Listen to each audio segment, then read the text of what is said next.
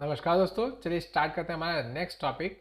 India Afghanistan relationship. ठीक है, तो ये आपका छठवां है इस सीरीज का। अगर आप लोगों ने बाकी सब नहीं देखे हो तो प्लीज़ एज यूजुअल जाके बाकी सबको भी कवर अप कर लीजिएगा। इसके अलावा आप लोग से यहीं पे थोड़ा सा प्रमोशन भी कर देता हूँ। ज्योग्राफी का प्लेलिस्ट पहले हो चुका है, ठीक है, वेरी गुड, पहले बेइज्जती हो गई। जियोग्राफी का प्लेलिस्ट हो चुका है अपलोड पूरा का पूरा। हिस्ट्री का प्लेलिस्ट अपलोड हो चुका है पूरा का पूरा। थर्ड आपका इकोलॉजी का प्लेलिस्ट पूरा कंप्लीट हो चुका है। ये आपका इंटरनेशनल रिलेशन का, हायर रिलेशन का छठवां वीडियो है। ठीक है, अब इसके बाद कुछ ही बचेंगे आपके वीडियोस। ठीक है, मेरे ख्याल से और बहुत हुआ, एट मैक्स हुआ तो 6 वीडियोस, और एट मैक्स वो भी मोस्टली मुझे लगता है आगे के 4 वीडियोस में कंप्लीट हो जाना चाहिए। ठीक है, सो चलिए स्टार्ट करते हैं। इंडिया अफगानिस्तान रिलेशनशिप के ऊपर मैप पहले दिखा देता हूँ आप लोगों को। This is the map. India Afghanistan के रिलेशनशिप की बात कर रहे हैं। अफगानिस्तान का ये मैप है, ठीक है। और कई बार अफगानिस्तान की मैपिंग हम लोगों ने डीएनए में लिया हुआ है। ठीक है, डेली न्यूज़ एनालिसिस जो सुबह सुबह रोज अपलोड होता है एक्सेप्ट फॉर संडेज, उसके अंदर अफगानिस्तान की मैपिंग कई बार की जा चुकी है। और ये सारे पॉइंट्स मैंने बहुत बार दोहराए हुए हैं कि हम लोगों ने यहाँ पे क्या क्या बनाया है। जैसे ये गार्लैंड हाईवे है, ये आपका जराज दिलाराम हाईवे है, ये पूरा का पूरा गार्लैंड हाईवे। यहाँ पे सलमा बांध, यहाँ का रॉयल पैलेस, यहाँ का जो पार्लियामेंट है वो सब कुछ हमने बनाया है। सो ये सब चीज़ें मैंने बताई है ऑलरेडी, तो आप लोगों को ये सब चीज़ें पहले से पता होगी। ओके, लेट्स, ये तो आपका मतलब राइट नाउ कंडीशन है जो इस एंशियंट समय से वहां से बात करते हैं। So this is the ancient समय से पूरा आगे बताऊं तो there was no country like Afghanistan in the ancient time. ठीक है, ये तो काफ़ी समय के बाद, मतलब आप आपके मतलब 1947 से कुछ ही समय पहले अफगानिस्तान नाम का एक अलग कंट्री बनाया गया था। ठीक है, कार्व आउट करके। सो अफगानिस्तान वॉज एंशंटली कहा जाए तो it was a part of India. ठीक है, हमारा जो क्या बोलते हैं, अगर आप लोगों को ना पता हो तो ये बता दूं, मैंने कई बार आप लोगों को मैपिंग में बताया हुआ कि Kabul is situated on the river Kabul. ठीक है, काबुल जो है वो काबुल रिवर के ऊपर है। एंड काबुल रिवर का मेंशन आपका ऋग्वेद में आता है with the name of Kurmu, Kurmu river. जब आर्यंस इंडियन सब कॉन्टिनेंट में आते हैं तो they initially settle on the Sapt Sindhu reason या फिर प्रदेश। ठीक है, सप्त सिंधु रीजन, सप्त मतलब 7, सिंधु मतलब रिवर्स। तो ऐसा लैंड, ऐसा रीजन जहाँ पे 7 रिवर्स हैं, उस रीजन में आपके आर्यन आके इनिशियली सेटल होता है। This is a mention in आपके Rigveda. Rigveda is the most ancient text in the world. ये जो मतलब एंशियंट, सबसे एंशियंट टेक्स्ट होने का इसको गौरव प्राप्त है। इसके अंदर मेंशन किया गया कि जो आर्यंस आए थे सबसे पहले इस 7 रिवर्स के एरिया में रहे थे। तो 7 रिवर कौन कौन से? पंजाब की 5 रिवर्स, आपकी झेलम, झेलम, चिनाब, ब्यास रिवर्स, रावी, सतलुज। ठीक है, ये आपके 5 रिवर्स होंगे। एक हो गया इंडस, 6 हो गया। और ये कुरमू river is the 7th river आपका सप्त सिंधु प्रदेश का। तो आप देख सकते हैं कि क्या बोलते हैं आपका, इस तरीके से किया गया था। सप्त सिंधु के रीजन में लोग रहते थे। ओके, नेक्स्ट, नहीं, आपका Saraswati is the 7th river, और कुरमू is the allied river of Indus. ठीक है, ऐसा कहा गया कि इट इज इंडस का एक पार्ट है। ठीक है, तो दिस इज द रीजन जो कि आपका सप्त सिंधु वाला रीजन है। ठीक है, बाकी और इसमें आप लोगों को कुछ जाने की जरूरत नहीं है। तो आप लोग ये समझिए कि आपके एंशियंट टेक्स्ट में भी इसका रेफरेंस मिलता है। ऋग्वेद में भी इसके रेफरेंस मिलता है, कुरमू रिवर के, जो काबुल रिवर अब हो चुका है। एंड ऑल्सो आप लोग जानते हो कि this was the Kandhar. Kandhar is actually the distorted name of Gandhar. ठीक है, आप लोग ने आर्किटेक्चर जब मैंने पढ़ाया था, मैंने हिस्ट्री का जो वीडियो अपलोड किया है, अगर आप लोगों ने सारा का सारा प्लेलिस्ट देखा होगा तो उसमें हम लोग ने जो मतलब स्कल्पचर्स पढ़े थे, स्कल्पचर्स जो पढ़े थे, तो उसमें मैंने बताया था कि 3 टाइप के आपके प्रोमिनेंट स्कल्पटिंग स्टाइल्स थे। ठीक है, एक तो जो सबसे पहला था वो मथुरा स्टाइल था, एक है गांधार स्टाइल, और एक है अमरावती स्टाइल। ठीक है, तो मैंने आपको ये बताया था। तो this is the Gandhar, this is the Gandhar which later on became Kandahar.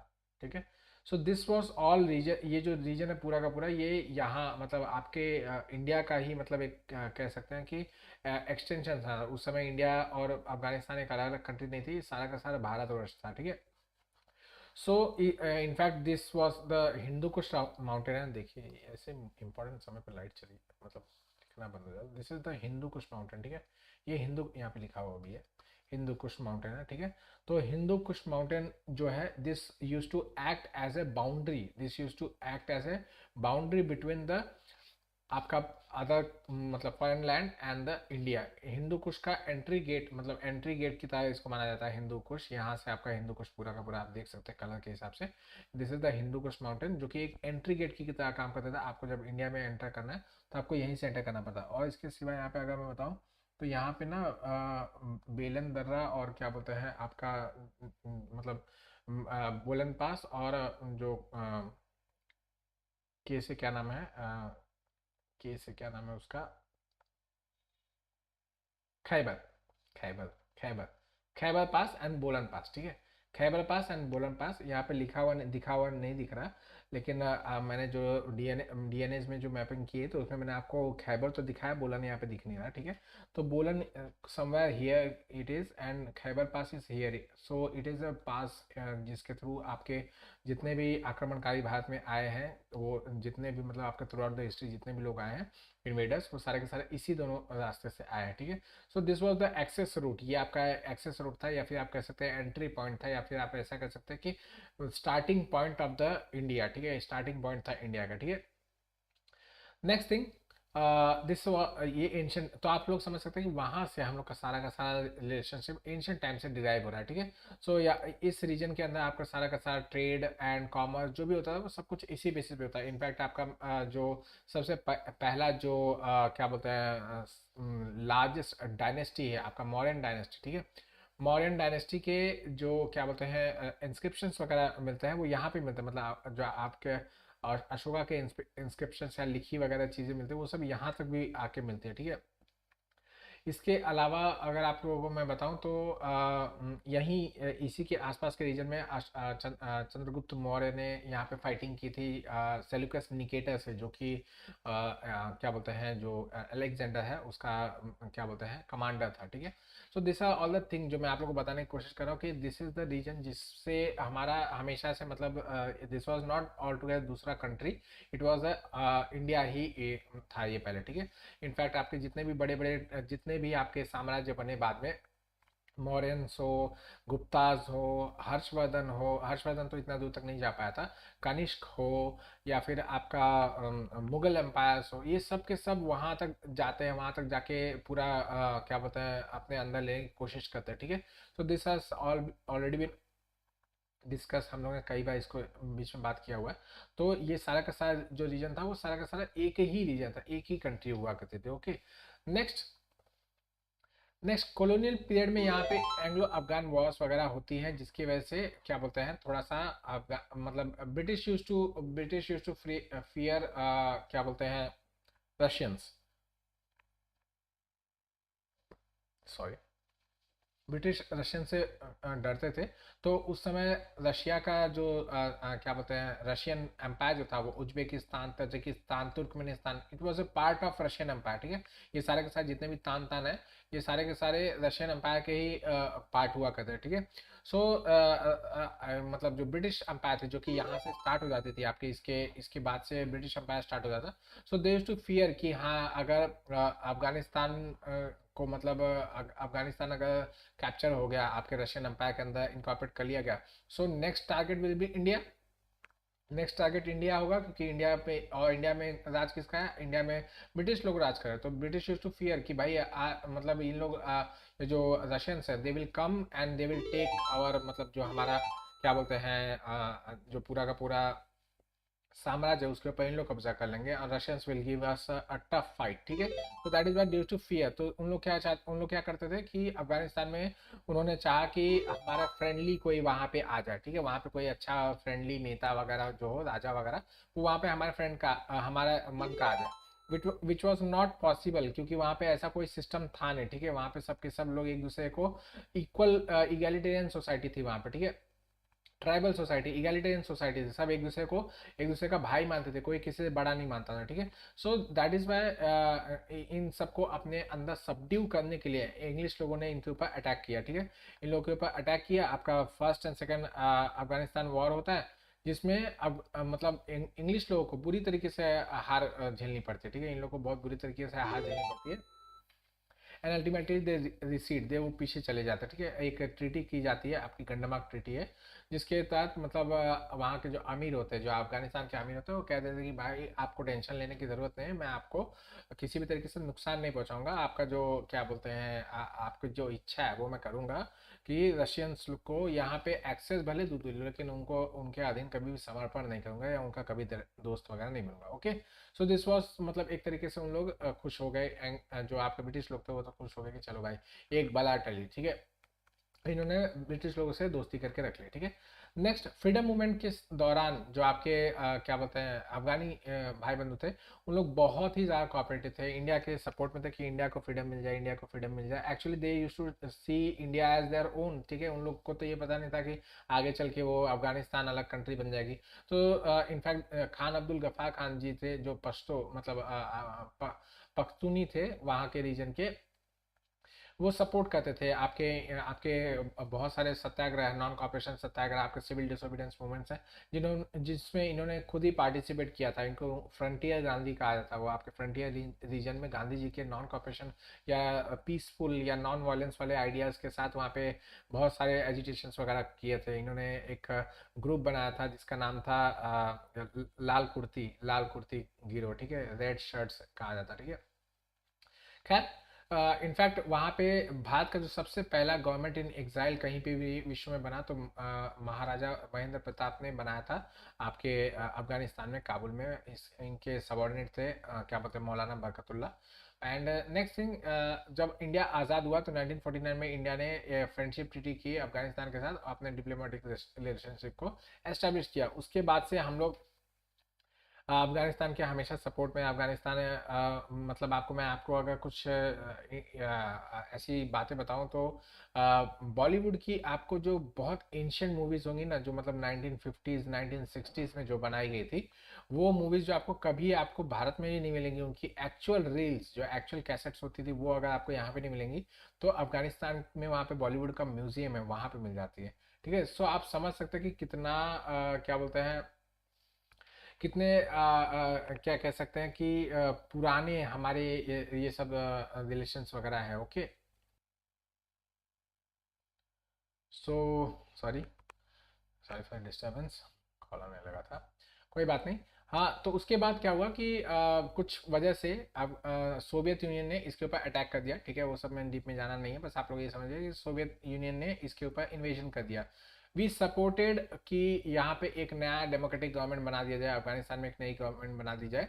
But वही था कि सोवियत यूनियन ने अटैक किया था, तो इसके अगेंस्ट में क्या बोलते हैं यूएसए ने यहाँ के लोकल ट्राइबल्स को ट्रेन करना, उनको आर्म्स एंड एम्युनिशंस पहुंचाना, उनको क्या बोलते हैं मुजाहिदीन कहते थे, ठीक है।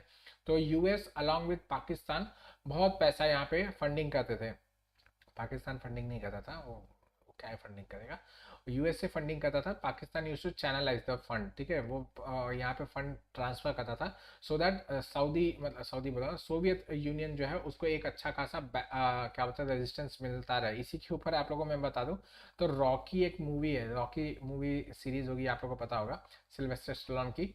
उनकी मूवी में second part, I remember second या थर्ड पार्ट है जो भी है, उसके अंदर इन्होंने ये मूवी बनाई थी। उसमें वो दिखाते हैं कि कैसे अफगानी लोग प्रो अमेरिकन हैं, अगेंस्ट रशियंस हैं।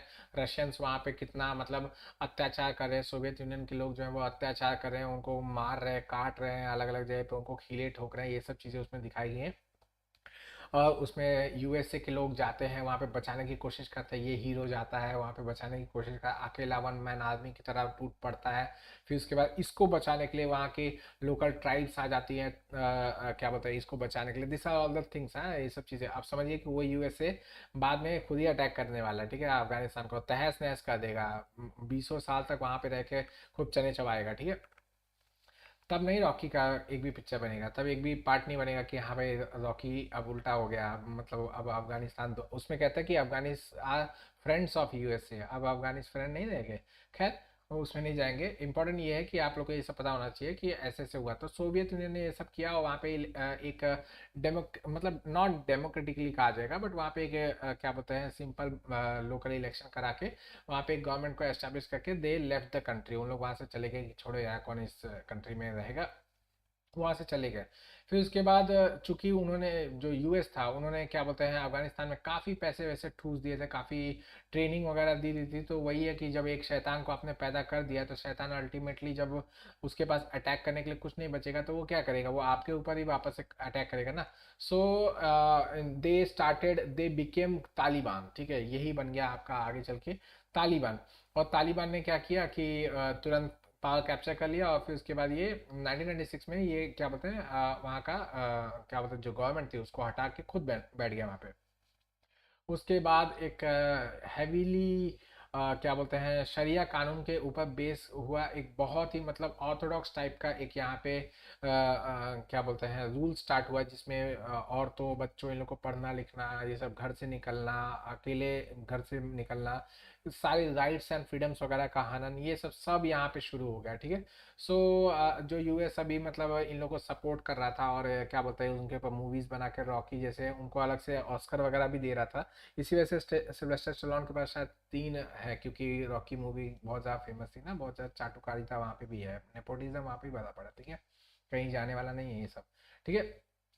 तो 1996 में क्या बोलते हैं ये आने के बाद ये अब नाक में दम करने लगा यूएसए के लिए, क्योंकि यूएसए ने इसको क्या सोच के बनाया था कि हाँ ये सोवियत के अगेंस्ट में रहेगा एंड वी विल फाइट, हम लोग डिफीट कर, जैसे इस वक्त यूक्रेन का जो हाल हो करके रखे हैं उन लोग ने वेस्ट ने, उसी तरीके से उस समय वहाँ पे अफगानिस्तान का हाल करके रखा था।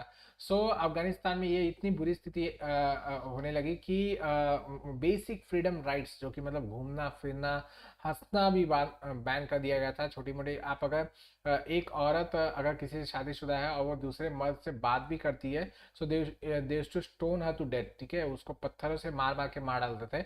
यस इट इज ट्रू, झूठ नहीं बोला, मजाक नहीं कर रहा, सच बात है ये सब चीज़ें। सब समझने की कोशिश कीजिए कि इतना ये सब बुरा होते चला गया and US just kept eyes closed, eyes shut करके बैठा था कि हाँ चलो कोई बात नहीं यार, मर रहे हैं 4-5 लोग तो क्या फर्क पड़ता है, मरने दो, आपस में लड़ लड़ के मर देना, हम लोग को तो कोई परेशान नहीं कर रहे, चलो हम लोग अपना शांति से बैठे। अल्टीमेटली फिर यहाँ से ये तालिबान का ही एक ग्रुप रहता है अलकायदा, वो अपना क्या बोलते हैं काफ़ी अलकायदा अपने कायदा को बाहर निकल जाता है और काफ़ी मतलब ओवरचर्च करने लगता है। तो उसके बाद फिर ये अपना क्या बोलते हैं 9/11 का हमला कर देता है अमेरिका के ऊपर ही। ठीक है, क्यों? क्योंकि भाई जब आप शैतान पालोगे और उसको फिर थोड़ी देर के बाद जब छोड़ दोगे खुला, तो अल्टीमेटली वो घर पे अटैक करने के लिए वापस से आएगा ही आएगा। ठीक है। तो यूएसए के ऊपर इन्होंने अटैक किया और वहाँ के जो ट्विन टावर्स थे उसको पूरी तरीके से तोड़ डाला, पूरी तरीके से बर्बाद कर डाला।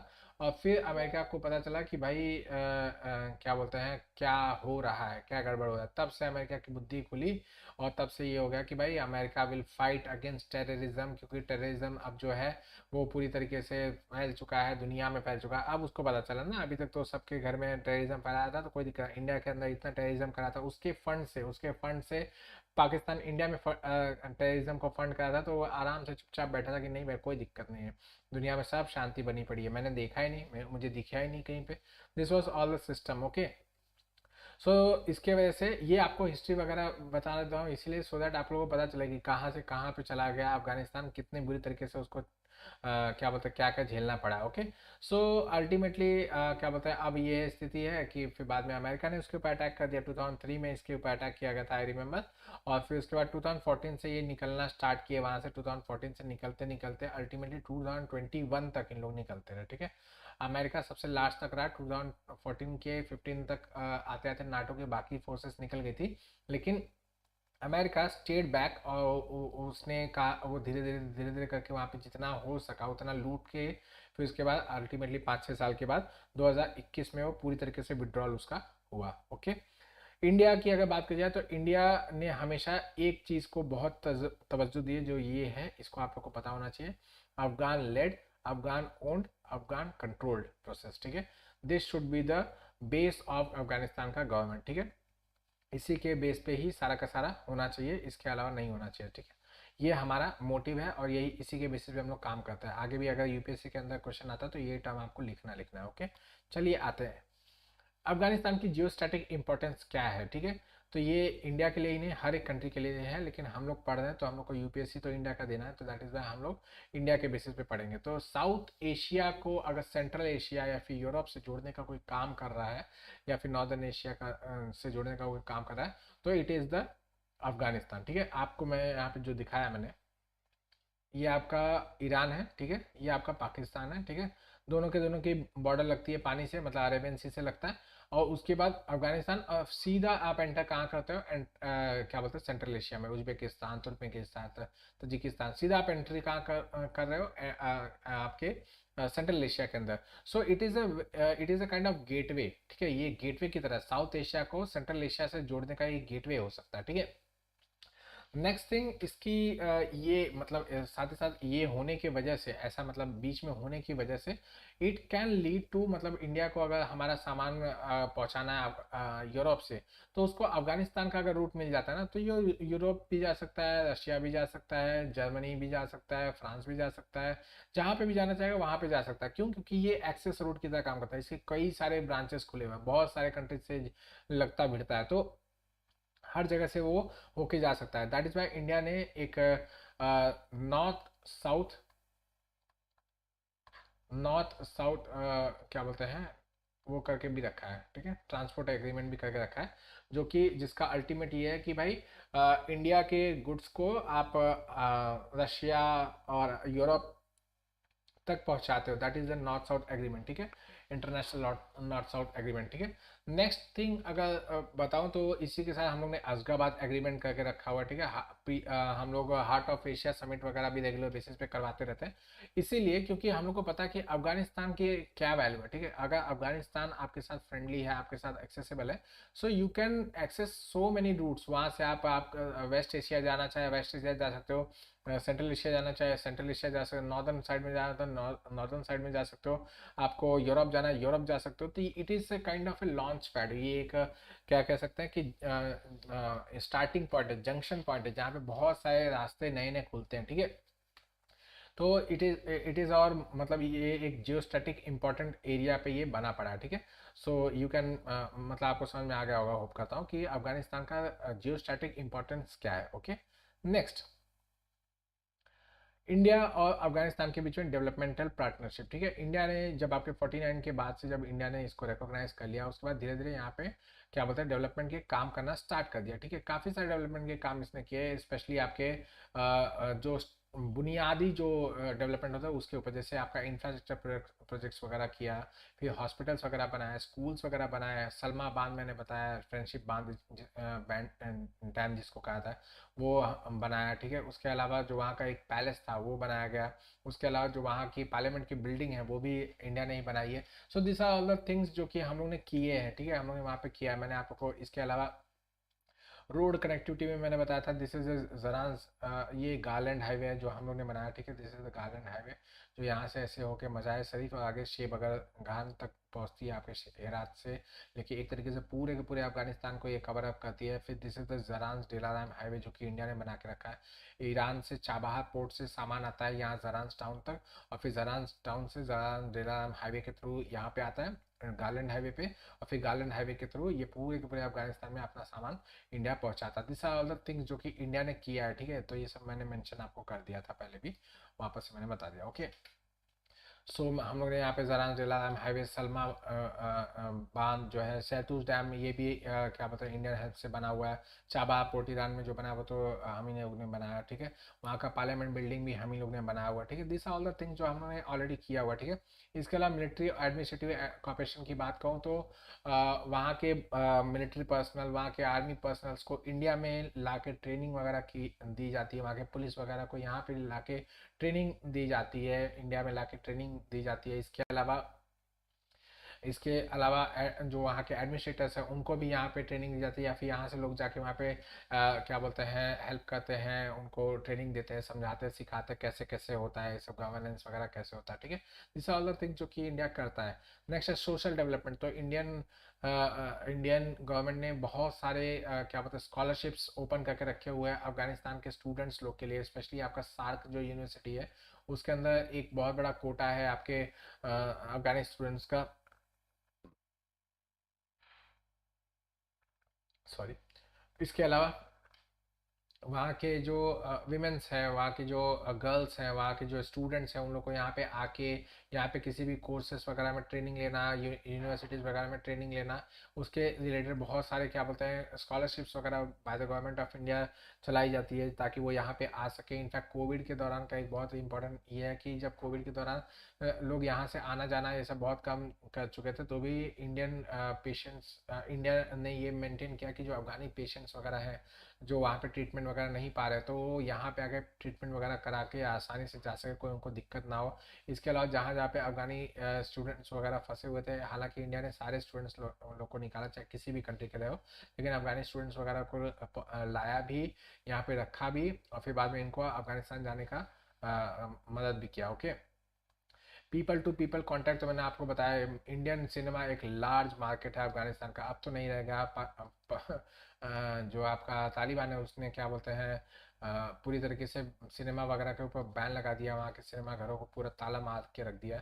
अभी रिसेंटली मैं ट्विटर पे एक क्या बोलते हैं एक क्या बोलते हैं कॉमेडियन है, उनका ट्वीट पढ़ रहा था कि पठानों के देश में ही पठान मूवी नहीं देखी जाएगी, ठीक है, क्योंकि सब बंद है ना तो पठानों के देश में पठान मूवी नहीं देखी जाएगी। तो ऐसा मतलब ये एक क्या कह सकते हैं कि मतलब अब तो सिनेमा वहाँ पे इतना नहीं रहेगा, लेकिन जो जिनके पास कैसेट्स वगैरह रखे हुए आज भी लोग सजा के रखते हैं, संभाल के रखते हैं बहुत अच्छी तरीके से। इसके अलावा अफगानिस्तान क्रिकेट के फील्ड में भी एक राइजिंग पावर होते चला जा रहा है, काफ़ी इसने झंडे गाड़े हैं नए नए, इसके अच्छे अच्छे रिकॉर्ड्स वगैरह बनते चले जा रहे हैं। इनफैक्ट इंडिया के साथ क्या बोलते हैं इसने वर्ल्ड कप वगैरह में भी खेला था इंडिया के अगेंस्ट में। So this are other things जो कि मतलब पीपल टू पीपल कांटेक्ट को बढ़ा रहा है। और साथ ही साथ जो मैंने आपको बताया कि आपका एजुकेशन हो रहा है तो इससे भी तो पीपल कांटेक्ट बढ़ ही रहा है। इसके अलावा हमने हॉस्पिटल्स वगैरह बनाया तो वो भी सब पता ही चल रहा है कि भाई कौन कर रहा है, भाई इंडिया कर रहा है, इंडिया इस तरीके से मदद कर रहा है। So they know, people know कि हाँ मदद करने वाला कौन है। ओके। नेक्स्ट, नेटो का विड्रॉल, ठीक है। तो नेटो का विड्रॉल हुआ अल्टीमेटली, फाइनली इस डेट को हुआ, 9/11 को स्टार्ट हुआ, 9/11 को ही खत्म हुआ, 2021 तक ये चलता रहा, but it is a very very मतलब ये बहुत ही फालतू इवेंट था। खैर कोई बात नहीं। अगर बैकग्राउंड बता दूं तो अफगानिस्तान का वॉर का तो मैंने आपको बता ही दिया कि कैसे कैसे क्या क्या हुआ। फिर वहाँ पे सोवियत यूनियन ने अपने गवर्नमेंट बनाई, फिर उसके बाद सोवियत यूनियन को हटाने के लिए वहाँ पे अफगान मुजाहिदीन लोगों को, जिसको यूएसए और अफगान पाकिस्तान ने बैकिंग दिया, पैसे वैसे सप्लाई किए, एज यूजुअल ऐसे ही बता रहा हूँ वापस से कि पाकिस्तान ने पैसे नहीं दिए थे, पाकिस्तान को क्या पैसे देगा, उसके पास खुद ही कुछ नहीं है, ठीक है। तो सोवियत ट्रूप बाद में फिर 1 साल के 10 साल के बाद यहाँ से चले गए, वापस चले गए, लेकिन उसके बाद तालिबान यहाँ पे रह गया, और तालिबान ने फिर उसके बाद क्या करना स्टार्ट किया आप लोग को मैंने बता चुका अच्छी तरीके से। अल्टीमेटली 9/11 का अटैक हुआ, उसके बाद से यूएस को याद आया कि वो हो दुनिया में टेररिज्म नाम का भी चीज़ है जिसकी वजह से हम लोग परेशान हो सकते हैं। तो it started a new operation जिसका नाम दिया ऑपरेशन एंड्योरिंग फ्रीडम। सोचिए फ्रीडम देने का इन लोग बात कर रहे हैं, किसी को कैद करके, फिर उसके पूरे कंट्री को कैद करके फिर बोल रहे हैं कि फ्रीडम दे रहे हैं। वेरी गुड, सच्चे गुड लोग ना, मतलब ऐसे ऐसे बेवकूफ़ भरे पड़े दुनिया में, क्या बोलने का। खैर ये जो इन्होंने ऑपरेशन चालू किया था उसके 3 बड़े प्रोमिनेंट, ये सब चीज़ें पढ़ने की ज़रूरत है, बता रहा हूँ आपको कि 3 बड़े आइडियल्स इन्होंने रखा कि पहला तो अलकायदा को पूरी तरीके से तहस नहस करो, डिफीट कर दो, ठीक है।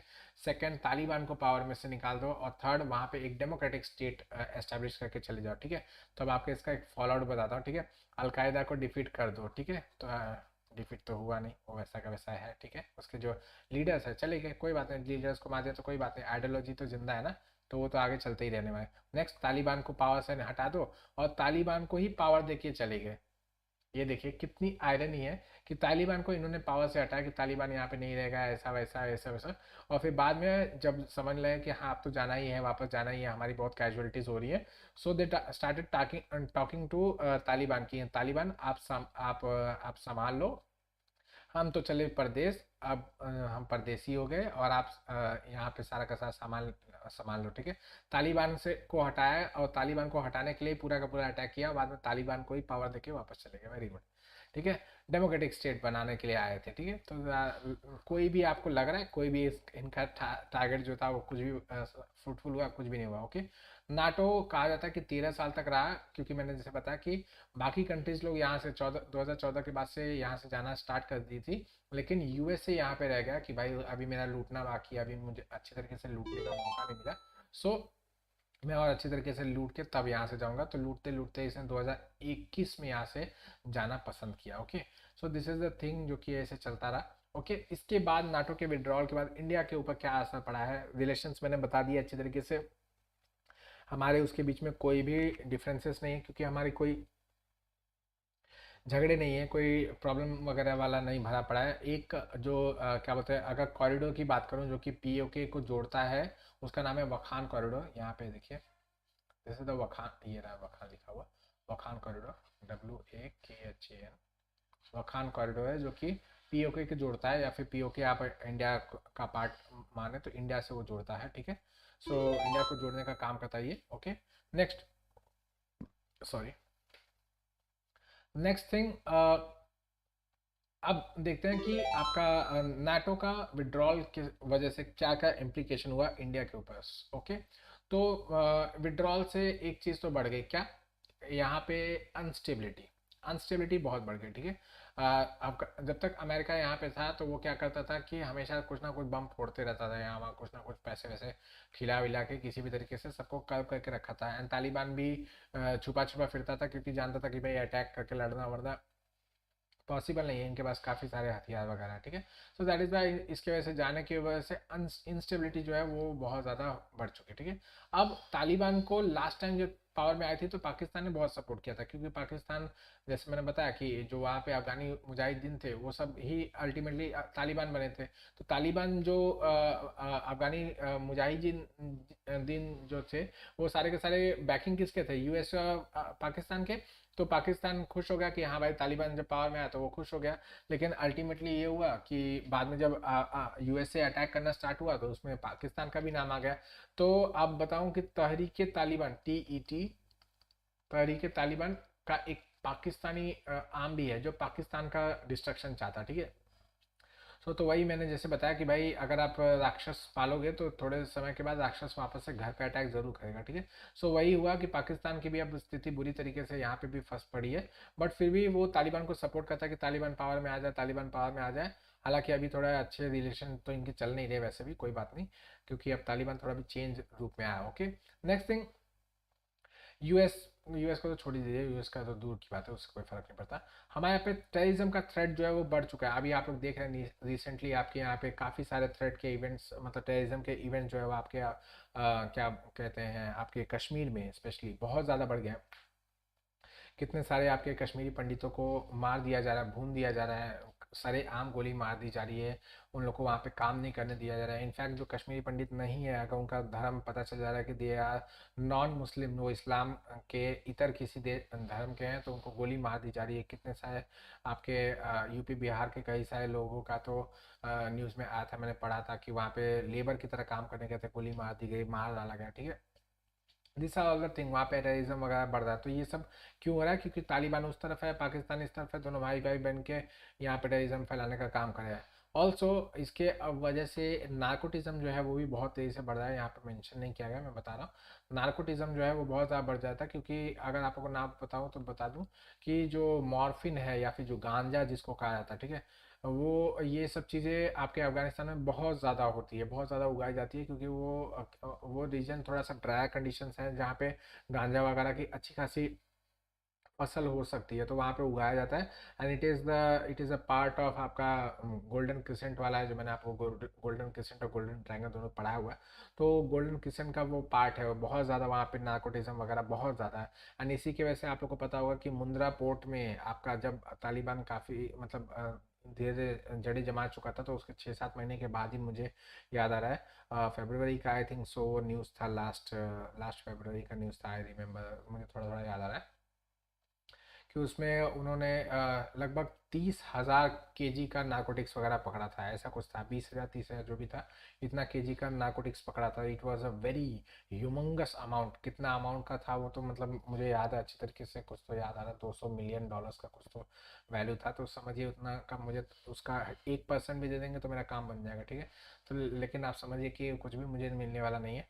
बट ये सब आया मिला किस लिए, क्योंकि यहाँ पे तालिबान आ चुका था। Okay, next thing, extremist elements आपके कश्मीर और आपके अदर पार्ट्स ऑफ इंडिया में एक्टिव हो जाएंगे। लश्कर ए तैयबा, जैश ए मोहम्मद, इनके सबके काम वगैरह सब बढ़ जाएंगे। इसके अलावा जो इंडिया जिस चीज़ के लिए स्टैंड करता है, डेमोक्रेसी, वुमेंस राइट्स, आपके माइनॉरिटीज़ के राइट्स, या फिर आपके ह्यूमन राइट्स वगैरह के लिए जिसके लिए इंडिया स्टैंड करता है, वो सारे के सारे चीज़ों के ऊपर यहाँ पे तालिबान ने आते ही बैन लगा दिया। गर्ल्स के स्टूडेंट्स वगैरह के लिए कितने सारे शुरू शुरू में दिखाया, हाँ अच्छा कर रहा हूँ अच्छा कर रहा हूँ, फिर बाद में उसने कह दिया छुट्टी है आप लोग की, आप लोग घर जाओ, कोई भी आप लोग पढ़ने वाले नहीं हो। मार मार के मतलब भेज रहे थे, क्या क्या नहीं किया गया। स्टोनिंग के भी फोटोज़ वगैरह आए थे, वीडियोज़ वगैरह आए थे कि औरतों को वो क्या बोलते हैं, हंटर से मार मार के मार डालते हैं, स्टोनिंग से मार डालते हैं, ठीक है। दिस आर द थिंग जो कि वहाँ पे स्टार्ट हो चुकी है वापस से, पता नहीं कौन सा रूप लेगा, लेकिन फिलहाल तो ये सब चीज़ें हो रही है। ओके, नेक्स्ट थिंग, अगर तालिबान पावरफुल ज़्यादा हो जाता है तो वो इंडिया को कट ऑफ कर देगा सेंट्रल एशिया और उसके रिसोर्सेज से, साथ ही साथ अफगानिस्तान को भी कट ऑफ कर देगा इंडियन हेल्प से। तो ये एक नेगेटिव चीज़ हो जाएगी। हालांकि जो रिसेंटली जो तालिबान आया है वो मतलब जो अब तालिबान आया है वो बहुत ही चेंज फॉर्म में आया, वो प्रो इंडिया है थोड़ा। मैंने उसके वीडियोस वगैरह देखी तो उसमें इंडिया को सपोर्ट करने की बात की। इनफैक्ट आप लोगों को मैं बता दूं, इनके जो एक्सटर्नल अफेयर्स हैं मिनिस्टर है, उनसे उनका मैं एक वीडियो देखा था, वो बहुत अच्छी हिंदी बोलते हैं। मैंने एक्सपेक्ट नहीं किया था, लेकिन बहुत अच्छी हिंदी बोलते हैं।